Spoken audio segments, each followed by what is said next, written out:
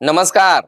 मैं हूं सुनील बॉबी और आप इस समय देखना शुरू कर चुके हैं अपना खास कार्यक्रम एजुकेशन एंड जॉब बुलेटिन यानी बिहार शिक्षा समाचार। आज है 5 फरवरी 2025। तो आइए जानते हैं आज की तमाम शिक्षा जगत की बड़ी खबरों को। बात कर लेते हैं सबसे पहले शिक्षकों पर, जहां एक तरफ बिहार के शिक्षकों का तबादला लटक चुका है, वहीं इस शिक्षा कोष ऐप शिक्षकों के लिए परेशानी का सबब बनता जा रहा है, बना हुआ है। शिक्षक परेशान है और इसमें सुधार की मांग कर रहे हैं। वहीं एक तरफ एस सिद्धार्थ साहब शिक्षा विभाग में पेपरलेस की बात करते हैं, तो वहीं अब तक इनके द्वारा इस शिक्षा कोष में भी सुधार नहीं हो पाया है। कैसे होगा पेपरलेस कार्य? वहीं एक तरफ हर कार्य मोबाइल से करने के लिए व्हाट्सएप पर आदेश आता है, व्हाट्सएप से हर चीज मांगा जाता है, मोबाइल से हाजिरी बनाने के लिए कहा जाता है, तो दूसरी तरफ मोबाइल के यूज पर भी रोक। आखिर सरकार और विभाग अपनी नीति को क्यों नहीं अपनाती है? कभी कुछ कभी कुछ। जब मोबाइल यूज ही नहीं करना है, प्रयोग ही नहीं करना है, तो फिर इस शिक्षा कोष पर हाजिरी बनाने का आदेश क्यों? एक तरफ मोबाइल इस्तेमाल करने पर रोक और इस्तेमाल करने पर कार्रवाई की बात की जा रही है, तो शिक्षक न इधर के हैं न उधर के हैं। हाजिरी नहीं बनाइए तो वेतन कटेगा और मोबाइल यूज कीजिए तो कार्रवाई होगी। कहाँ की यह नीति है? यह शिक्षकों को परेशान करने की शिक्षा विभाग की बड़ी साजिश है। खबर आई है कि सरकारी स्कूलों में शिक्षकों को पढ़ाई के दौरान मोबाइल इस्तेमाल करने पर रोक। सिर्फ शैक्षणिक गतिविधियां या किसी जरूरी बात पर प्रयोग कर सकेंगे। बात सही है, लेकिन जब क्लास में रहते हैं और उस समय व्हाट्सएप पर मैसेज आता है तो निश्चित तौर पर खोलकर देखा जाता है। अगर नहीं देखते हैं तो विभागीय पदाधिकारी कहते हैं कि आपको ट्रेनिंग की सूचना दी गई थी व्हाट्सएप पर। आपको प्रधानाध्यापक हैं या प्रभारी प्रधानाध्यापक हैं, 1 घंटे के अंदर में सूचना मांगी जाती है।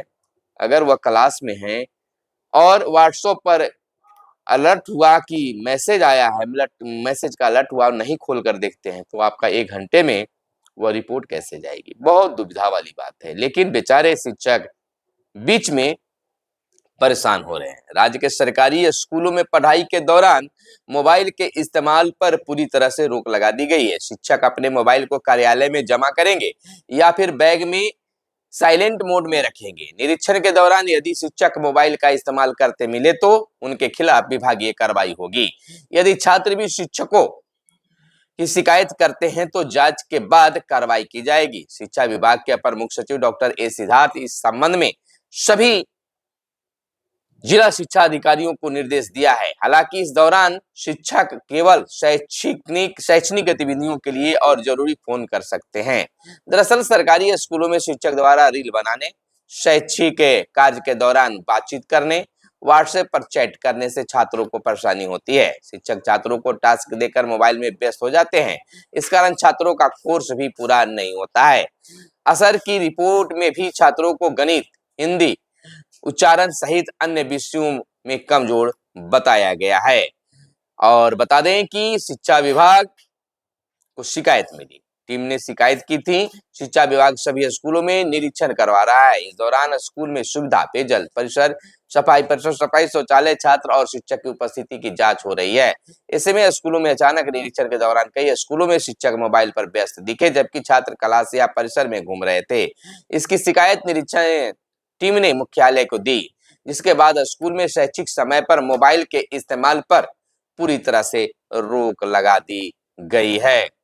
वहीं बीपीएससी परीक्षा पास नियोजित शिक्षकों को मिलनी चाहिए सेवा निरंतरता का लाभ। परिवर्तनकारी प्रारंभिक शिक्षक संघ की बैठक में, पूर्णिया की बैठक में संगठन विस्तार पर भी चर्चा की गई। बसंत पंचमी के मौके पर परिवर्तनकारी प्रारंभिक शिक्षक संघ की बैठक पूर्णिया जिला संघ कार्यालय परिषद में प्रमंडलीय अध्यक्ष मनीष श्रीवास्तव की अध्यक्षता में संपन्न हुई बैठक में बचे हुए सभी प्रखंडों में संगठन विस्तार पर चर्चा हुई। बैठक में यह भी चर्चा हुई कि नियोजित शिक्षकों को संघर्ष के उपरांत ही राज्यकर्मी का दर्जा मिला है। बैठक को संबोधित करते हुए प्रमंडलीय अध्यक्ष मनीष श्रीवास्तव ने कहा कि सक्षमता पास कर विशिष्ट शिक्षक बनने वाले और बीपीएससी परीक्षा पास कर अध्यापक बनने वाले सभी नियोजित शिक्षकों को सेवा निरंतरता का लाभ मिलनी चाहिए।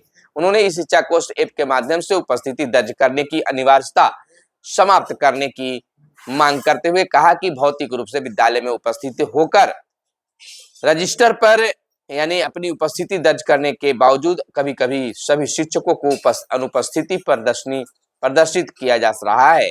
वहीं संघ जिला संयोजक सुमित कुमार गुप्ता ने बताया कि शिक्षा कोष पूर्णतः विफल है और शिक्षकों के शोषण और प्रताड़ना का तकनीकी उपकरण बनकर रह गया है।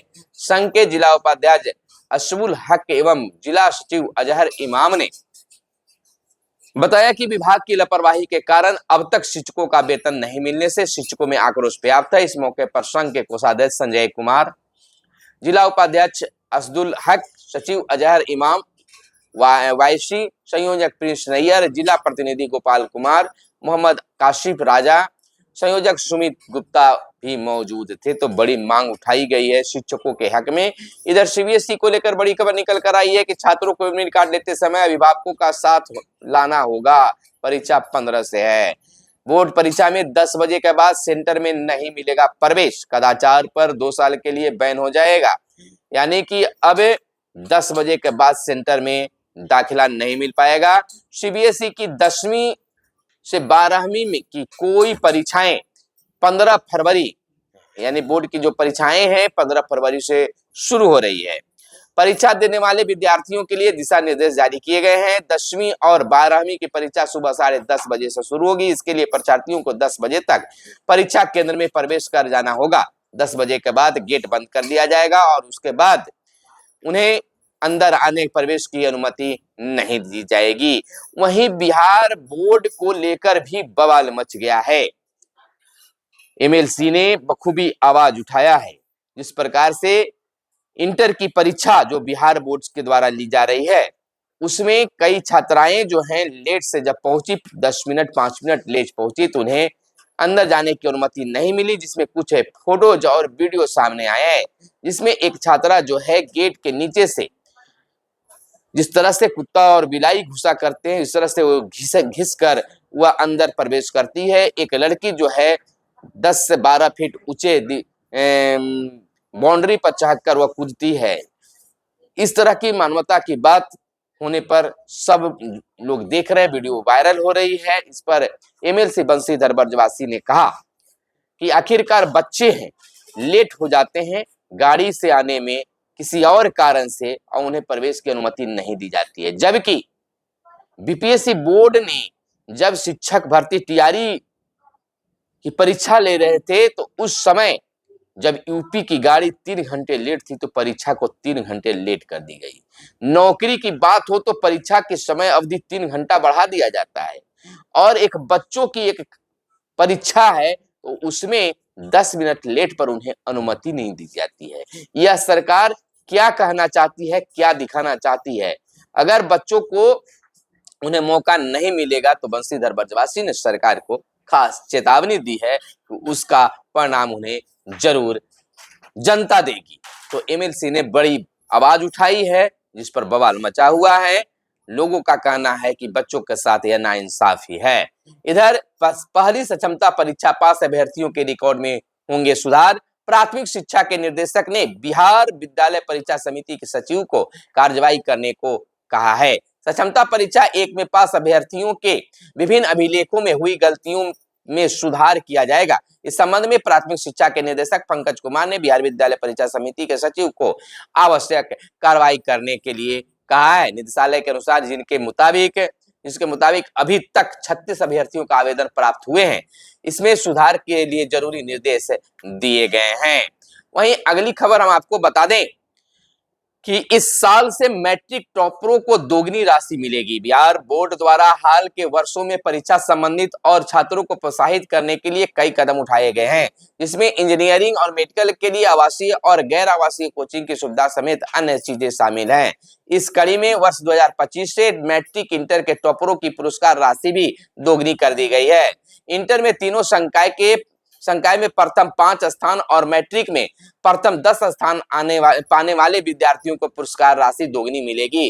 प्रथम स्थान पाने वाले को अब 2 लाख, दूसरे के लिए 1.5 लाख और तीसरे के लिए 1 लाख मिलेंगे। इंटर में चौथा और 5वां स्थान पाने वाले को 30,000 और मैट्रिक में चौथा से 10वां स्थान पाने वाले को 20,000 रुपए दिए जाएंगे। तो अब छात्रों की बल्ले बल्ले हो गई है, दोगुनी राशि बढ़ा दी गई है। वहीं बिहार बोर्ड 3 वर्षों से शीर्ष 5 बोर्डों में शामिल। शीर्ष 5 में यूपी बोर्ड पहले तो सीबीएसई दूसरे स्थान पर है। बोर्ड में सर्वाधिक नियमित छात्र शामिल होने पर बनाई जगह 2024 के लिए अप्रैल में शिक्षा मंत्रालय जारी करेगा रिपोर्ट। इस साल से मैट्रिक टॉपरों के राशि में दोगुना होने से विद्यार्थियों में काफी खुशी की लहर देखी जा रही है। इधर बिहार के सरकारी विद्यालयों की 50 मानकों पर होगी स्वच्छता रैंकिंग। जिला और राज्य स्तर पर स्वच्छ विद्यालयों को राज्य सरकार करेगी पुरस्कृत। 78,000 से अधिक सरकारी स्कूल हैं बिहार में। 1,80,00,000 बच्चे नामांकित हैं स्कूलों में। जल्द ही रैंकिंग के लिए ऐप बनेगा, जिस पर ली जाएगी जानकारी। विद्यालय स्वयं ऐप पर देंगे जानकारी, इसकी थर्ड पार्टी से होगी जांच। किन मानकों पर उतरना है खरा, जान लीजिए कि विद्यालय परिषद की साफ सफाई, पेयजल की सुविधा, बालक बालिका शौचालय, जन सहभागिता, कक्षा प्रबंधन, बच्चों की ड्रेस 4 दीवारी, बच्चों की उपस्थिति का प्रतिशत, कक्षा संचालन में समय पालन, खेल मैदान और खेल सामग्री, बेंच डेस्क की उपलब्धता, ये 10 मानकों पर रैंकिंग किया जाएगा। इधर स्कूलों में सुधरा छात्र और शिक्षक का अनुपात। मुजफ्फरपुर की अगर बात कर ले तो मुजफ्फरपुर में एक शिक्षक पर न्यूनतम 20 और अधिकतम 32 बच्चे। जिले का समग्र अनुपात बेहतर, लेकिन कई स्कूलों में अब भी विसंगति है। मुजफ्फरपुर में तो यह बड़ी बात निकलकर सामने आई है। वहीं अगली खबर की अगर बात करें तो इस सिद्धार्थ का एक और बड़ा आदेश जारी हुआ है, जिसमें कहा है कि मजदूरों के बच्चों का स्कूल में एडमिशन सुनिश्चित करें। बिहार में अब मजदूरों के बच्चों का स्कूल में एडमिशन होगा। ईंट भट्टा और सड़क निर्माण कार्य में लगे मजदूरों के बच्चों का नामांकन नजदीक के विद्यालय में कराने का निर्देश जिला पदाधिकारियों को दिया गया है। आपको बता दें, इस संबंध में शिक्षा विभाग के अपर मुख्य सचिव ए सिद्धार्थ ने सोमवार को सभी जिलाधिकारियों को पत्र भेजा है। पत्र में यह भी कहा गया है कि ईंट भट्टा के मालिक भी ऐसे बच्चों का नामांकन सुनिश्चित करेंगे। तो अब बता दें आपको कि कुछ दिन पहले ही अपर मुख्य सचिव ए सिद्धार्थ ईंट भट्टों पर भ्रमण में गए थे। नवादा नालंदा की बात है, जहां उन्हें बहुत कुछ देखने, सुनने और समझने का मौका मिला है। उसके बाद यह पत्र जारी किया गया। इधर बिहार के स्कूलों की लाइब्रेरी में मिलेगी स्थानीय भाषाओं की पुस्तकें। आपको बता दें कि सरकारी स्कूलों की लाइब्रेरी को सुदृढ़ करने की योजना पर काम शुरू कर दिया गया है। बिहार शिक्षा परियोजना परिसर ने पुस्तकालयों में स्थानीय भाषाओं में पुस्तक रखने का निर्णय लिया है। प्राथमिक और मध्य विद्यालयों के पुस्तकालयों में कक्षा 1 से 8 और उच्च माध्यमिक विद्यालयों में पुस्तकालयों में कक्षा 9वीं से 12वीं तक के हिंदी, मैथिली, भोजपुरी, अंगिका, बज्जिका, मगही, जनजातीय भाषा, सूर्यापुरी, उरांव भाषा की पुस्तकें रखी जाएगी। इसकी शुरुआत नए सत्र में की जाएगी। तो बच्चों को खास पुस्तकें पढ़ने के लिए मिलेगा। इधर जिनकी परीक्षा छूटी उन्हें अप्रैल में मिलेगा मौका। सिर्फ पटना जिले में 590 विद्यार्थी परीक्षा से वंचित रहे। तो इस तरह की आंकड़े विभिन्न जिलों से भी निकलकर सामने आ रही है। इधर अब राज्य के सरकारी विद्यालयों में लगे सोलर पैनल की अब होगी जांच। 500 विद्यालयों में सोलर पैनल बंद होने पर विभाग ने उठाया कदम। 2022-23 में ऊर्जा बचत के लिए लगाए गए थे सोलर पैनल। 9,000 सरकारी विद्यालयों में लगे हैं सोलर पैनल। तो अब इसकी खास जांच होने जा रही है। इधर जेईई मेन अप्रैल सत्र के लिए पंजीयन शुरू, आवेदन 25 तक लिए जाएंगे। अगली खबर की अगर हम बात कर लें तो स्कूलों में 5,148 वर्ग कक्ष का निर्माण 2 वर्षों से लंबित। 1,600 कमरों का निर्माण शुरू भी नहीं हुआ है। धीमी प्रगति पर शिक्षा विभाग ने जताई नाराजगी। आपको बता दें कि शिक्षा विभाग ने के बार बार निर्देश के बाद भी जिलों में अतिरिक्त वर्ग कक्ष यानी कमरे के निर्माण में सुस्ती कायम है। यही कारण है कि स्वीकृति के 2 साल और इससे अधिक समय से राज्य भर में 5148 वर्ग कक्ष का निर्माण लंबित है। तो यह है शिक्षा विभाग की हाल। वहीं 1,90,000 शिक्षकों के विभागीय कार्रवाई का देना होगा अब लेखा जोखा।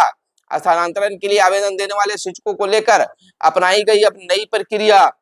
अनुकंपा बहाल नियोजित शिक्षकों का विभाग ने मांगा है रिकॉर्ड कि कितने अनुकंपा पर शिक्षक बहाल हैं। तो यह थी आज की खास प्रमुख खबरें जो आपके लिए काम की खबरें हो सकती है। मिलते हैं अगले वीडियो में, तब तक के लिए अगर चैनल पर पहली बार आए हैं या अब तक चैनल को सब्सक्राइब नहीं किए तो चैनल को सब्सक्राइब कर लीजिए। वीडियो पसंद आए तो लाइक जरूर कीजिएगा। मिलेंगे अगले वीडियो में, तब तक चाहिए इजाजत। जय हिंद, जय भारत, वंदे मातरम।